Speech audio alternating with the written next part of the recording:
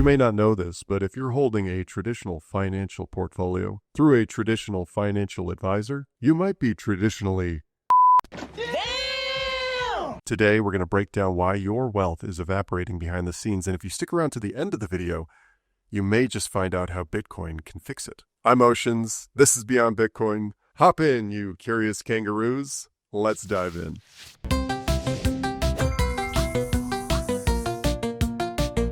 You are a smart investor, right?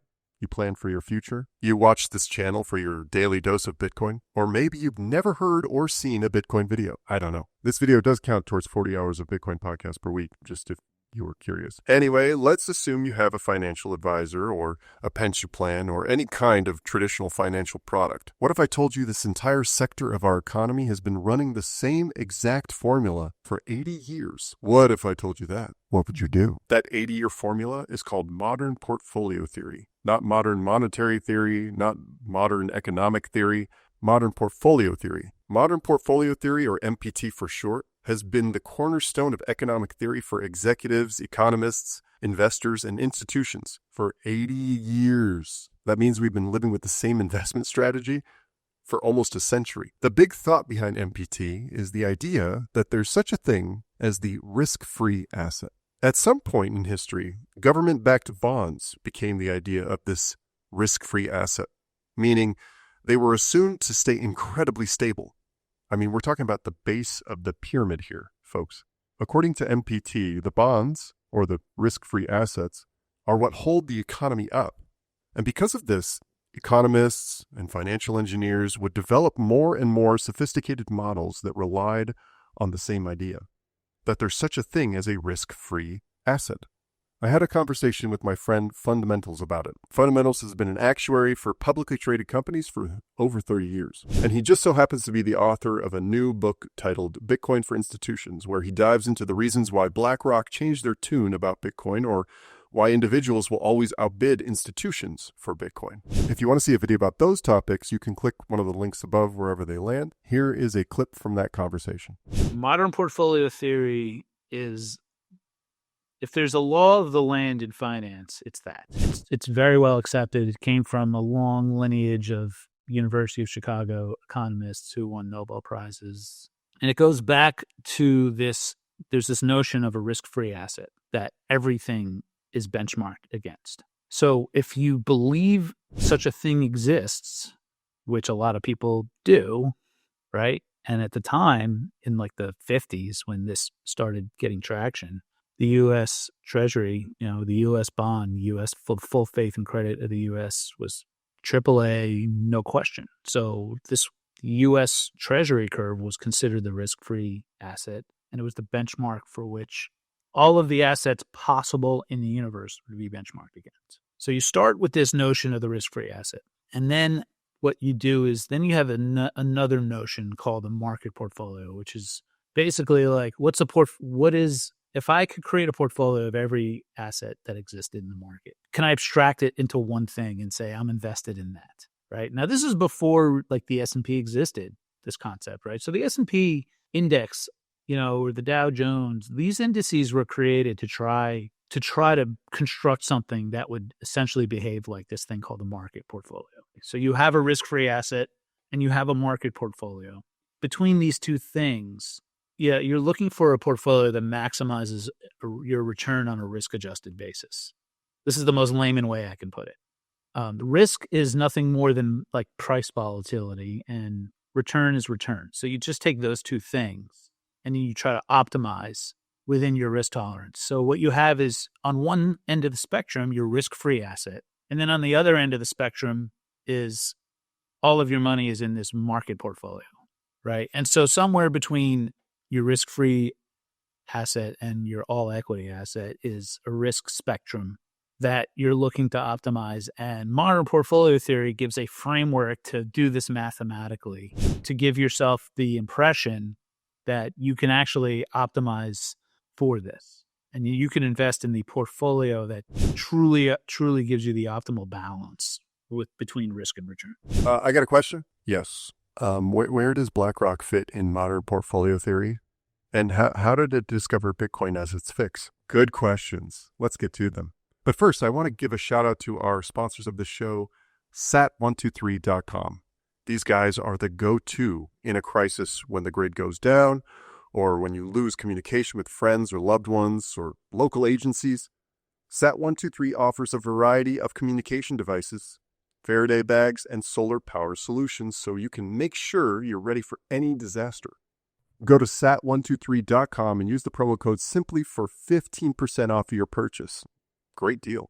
Link in the description below. As I mentioned earlier, BlackRock completely changed their investment strategy at the end of 2023, beginning of 2024. That means that all financial advisors, executives, and institutions that you rely on to keep your money and grow your money, they all look to BlackRock for the direction of the market.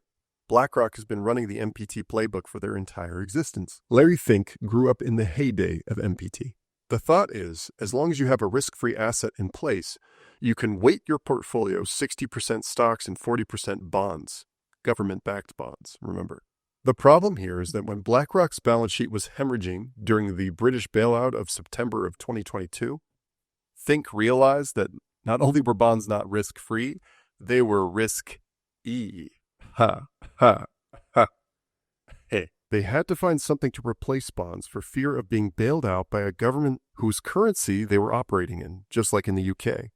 By that logic, that's 40% of their treasury that they had to dump. For a financial megalith like BlackRock, that is no easy task. And what do they even dump it for?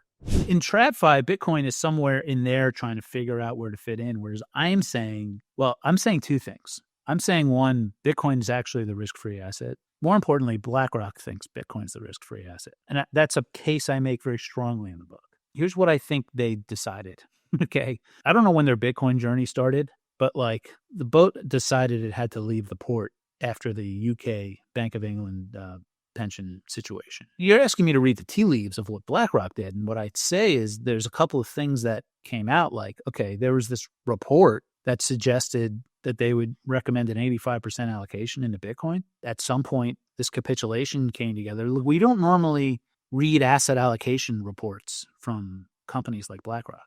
I've written many of them. No one's ever seen them, right? They don't go out into the public. We were meant to see this one. We were meant to see that BlackRock had this recommendation. If you're putting all of these pieces together, you're like, okay, well, first, they don't want to deal at the country level. They don't want to deal with any country's central bank or government. So selling their assets is a problem. Selling Bitcoin is no problem. Liquidity managing Bitcoin's price is much easier than bonds because you have the ETF. From a modern portfolio theory perspective, you end up with a really strong case that Bitcoin crowds out everything. These are the ingredients for BlackRock going all in on something they had previously said was only for criminals. So that told me for sure, at the very least, that they would replace all the bonds with Bitcoin, and that still doesn't even cover it, right?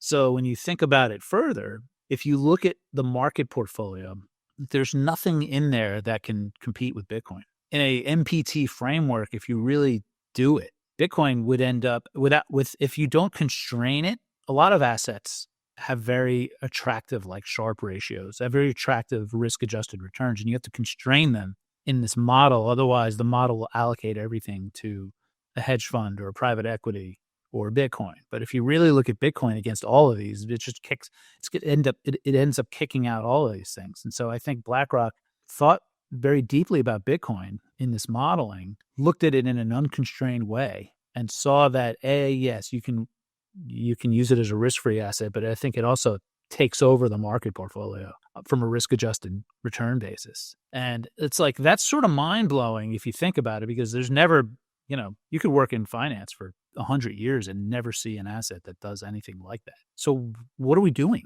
Like, what are we even really doing? You have to imagine that they went through this process of denial for a while. Like, this can't be. So like that was the triggering event for everything that basically has happened since September of 2022. I think when they go back and rewind the tape on that, there's nothing they could have done to have averted that other than don't ever be in bonds to begin with and be in something simpler, that's countryless, that is based on one thing that they can invent an ETF to track. I believe going forward, BlackRock wants to kick out all their bonds and replace them with Bitcoin. They want to manage clients using Bitcoin, not bonds, right? So the question is, how do you just kick out, if bonds are the support beam for modern portfolio theory, right? Do you just kick it out and let the whole thing topple over? Is Bitcoin the new MPT? These are the exact questions you should be asking your financial advisors, your pension planners, or your local tax man that you text occasionally. The more Bitcoin's price continues to rise, the more this 80-year-old model thing doesn't make sense. If bonds can fluctuate at such dramatic rates with such diminishing returns, maybe we need a new risk-free asset, one that is scarce in supply and can't be controlled by any one person, one that is global and not national and has final settlement built in. You know what I'm talking about. Bitcoin, yes, that's what I'm talking about. You got it. You win. Now I've got an offer for you. How would you like to get a hold of some risk-free sats? Sazmining lets you mine real Bitcoin on your terms. No trading, no middlemen, no noise. Just proof of work, straight to your wallet. They host and operate your mining rigs using 100% renewable hydro, so you're stacking sovereign sats with clean energy without lifting a wrench. This isn't passive income. It's an active exit from fiat, from dependence, and from the lie. Book a call with one of their expert team members at sazmining.com and mine your way out of this junky system today. Thank you so much for watching. If you like this content, you want to see more, you can give that like button a little tap.